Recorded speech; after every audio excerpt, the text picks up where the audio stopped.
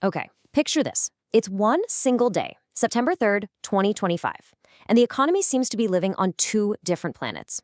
On one hand, it's booming beyond belief, and on the other, it looks like it's hitting a brick wall. How is that even possible?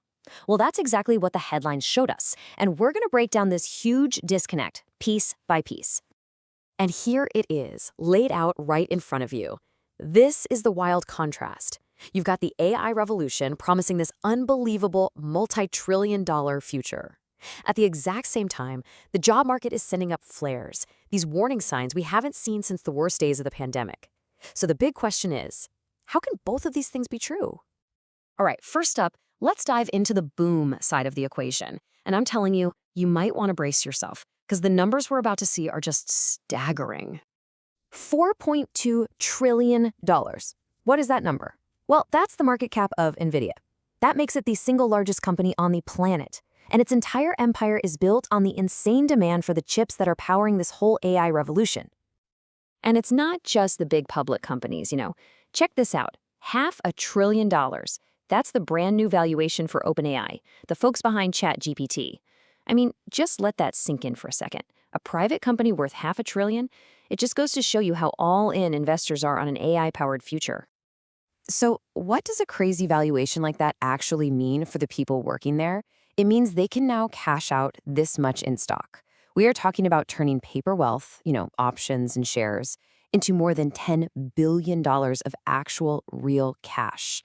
That's a life-changing windfall for the people who got in on the ground floor. And you can see this wave of investment is just spreading out. It's not just the big mainstream AI companies anymore. Related fields like quantum computing are also getting these huge injections of cash. This number right here, for example, is a brand new funding round for a Finnish startup called IQM. It really shows you just how deep and wide this tech gold rush is getting. This quote from Nvidia's CEO isn't really just about what's happening today. It's about the mind-boggling scale of what's coming next. He's forecasting $4 trillion in spending just on AI infrastructure.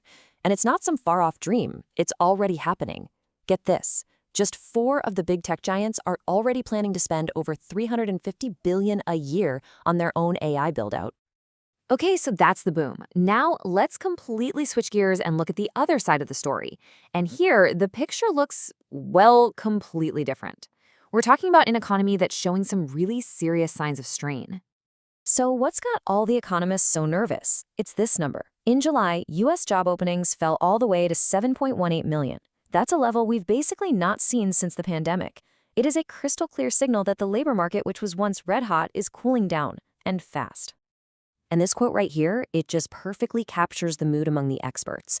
They don't just see the job market cooling off, they're worried it's actually freezing up, which would make it way harder for people to find new work. I mean, these aren't small adjustments we're talking about. These are what they're calling fundamental cracks in the economic foundation.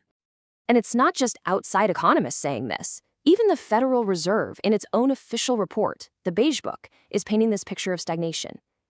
The official line is that economic activity is little changed. And when they ask businesses why, what are they blaming? The report points a finger directly at economic uncertainty and the real-world impact of tariffs. And here's a perfect example of how that tension plays out inside a single company. Take the retailer American Eagle. On the surface, they had a fantastic quarter, totally blew past expectations.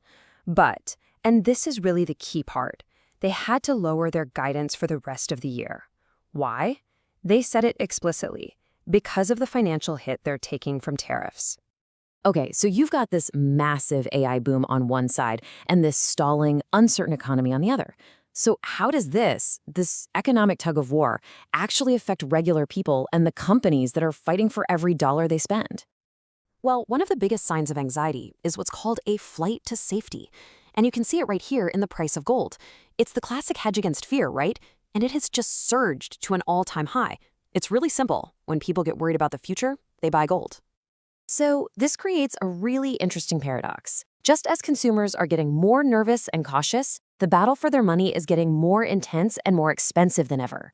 You've got American Eagle shelling out for huge celebrity campaigns, Netflix rolling out new features just to create some viral buzz, and the NFL selling Super Bowl ads for a record-shattering $8 million a pop.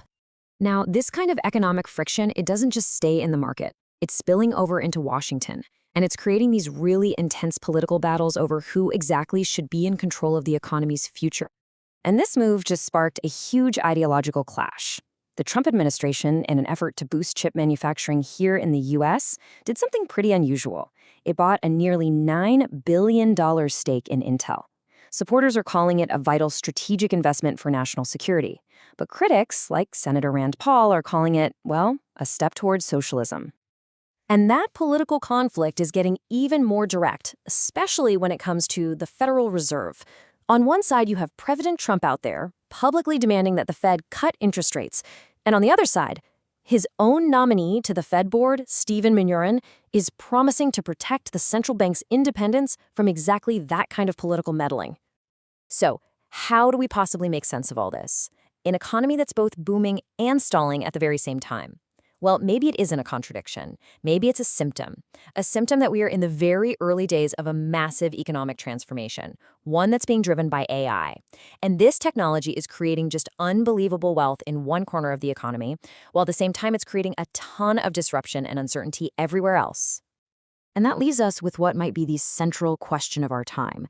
AI is rewriting the rules of our economy, right now, in real time. But as it does, is it going to bridge the divides that we're seeing? Or is this great disconnect we've been talking about just going to get wider? That is the question we all need to start asking.